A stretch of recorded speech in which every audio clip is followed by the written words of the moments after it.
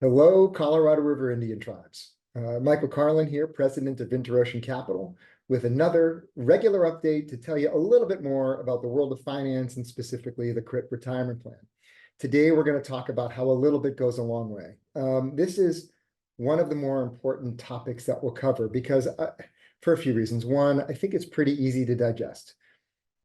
We want to talk about some regular things that you're already ordinarily doing and how, just with a little bit of changing, how it can dramatically impact and change your life and your finances long term. So with that, I'm going to go ahead and share my screen and take you through a few slides about how we can help you figure out a better way to guide your finances over the long term. Let's go ahead and dive in. So first things, we're going to start with the big small things. We're going to do a Starbucks cup of coffee, and I don't know where you get your coffee, if it comes from Starbucks or somewhere else, and I don't know what size you're getting, but there's obviously a lot of different choices that are there.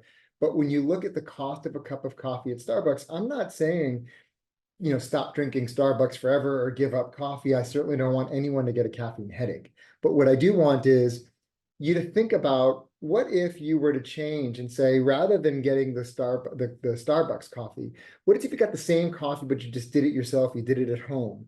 So what we did is we took an analysis of several different types of Starbucks coffees, and then did the DIY, the do-it-yourself cost on a daily basis. And we did include not just the beans and all of that stuff, but also the equipment too.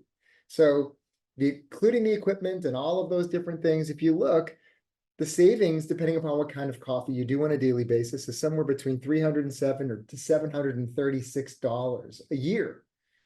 And you're like, well, so is that really worth it? Does it amount to anything?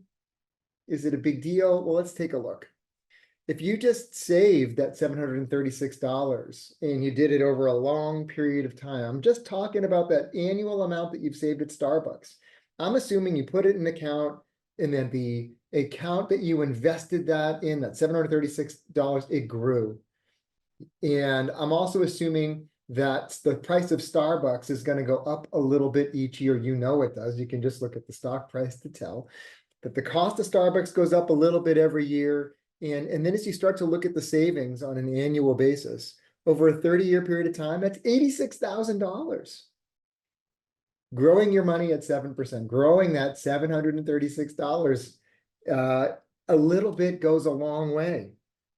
If I said, I've got a really nice way for you to have $86,000 in your pocket, you'd be, oh, let me just go ahead and tune in. This is the way to start to make that happen. So the question is there any other ways to do it? I mean, I hear you on Starbucks, but what else is available?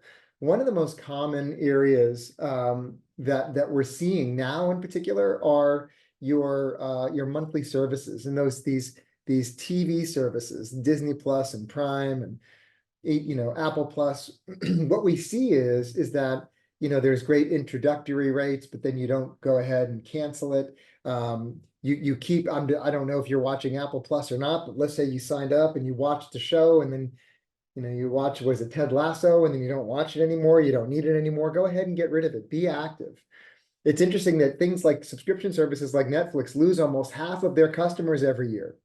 So be a part of that. And then if you're not using these services, cancel it. I've had clients that have come to me and they find out they were paying twice.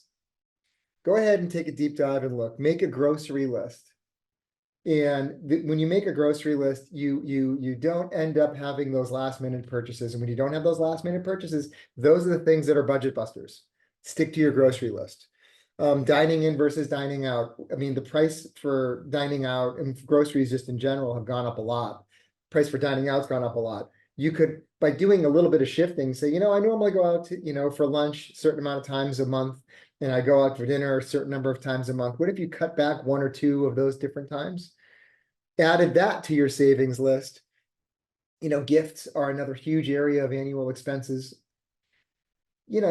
Sometimes you buy folks gifts and buying folks gifts are great. I'm not telling you not to, but the gifts that tend to mean the most are the ones that come from the heart, and you can always make those or do things that are real meaningful. So I'm just saying, maybe you would look at changing some of the way you're giving gifts. And then the other, and the big one in the middle, the biggest one of them all is, where does my money go? Where does it go? Only one way to find out. You go ahead and get your credit card, you get your bank statements, and then you add it all up the hard way. You might be surprised to learn what you find, and it'll give you a really good view to say, well, geez, these are areas that I'd like to trim. So from each of these different areas, and there may be more for you, these may be the 5 perfect areas, then consider, like, how much can I save? Can you do, the DIY coffee in this? Can you do a $1,500 a year savings? And what's the point of doing it? Well, saving $1,500 a year and then growing that $1,500 a year that you've just saved by doing these, real basic things, grows to $175,000 over 30 years.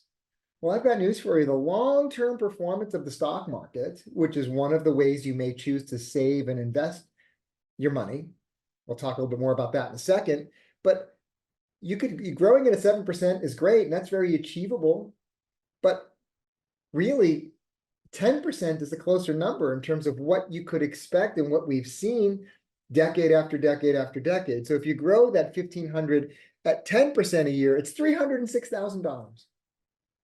So we're talking about making little changes that add up to real big numbers. Certainly over a long period of time, it takes discipline, it takes thought.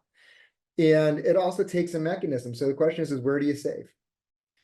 The best way to save is typically in your 401k. Why? It's easy. You can do it through payroll. So what I would suggest you do is you go through those different items, those 5 or 6 different items, and you're going through your budget, you're going through the coffee thing, you're going through your different subscriptions, and you're finding the savings. When you save that money, pick up the phone, call your human resources contact and say, I want to go ahead and up my monthly savings from, if you were doing it, go ahead and increase it. If you weren't doing it, why not start it? Start that monthly savings, because what's wonderful is, and I've covered it in other videos, stay tuned, we're always sending them out, is that when you're saving money into your retirement plan, you get a tax deduction. We can talk more about that at a later time, or you can certainly call us. You can call the folks at Transamerica if you need to enroll so that you can go ahead and get into the plan. I've got the number for you right there. But you may say, man, I still have questions. And if you do, you can email us at retirement@iofinance.com, or you can call us at 480-483-3489. Try to make it quick, try to make it simple, try to make it easy. There's a lot of different ways that you can save. All of those little saving technique can add up to a huge dollar amount over the course of your life. Let's start today to make a big difference for tomorrow. If you need anything, please let us know. Again, our number is 480-483-3489. And if you're ready to save, go ahead and reach out to your human resources contact person.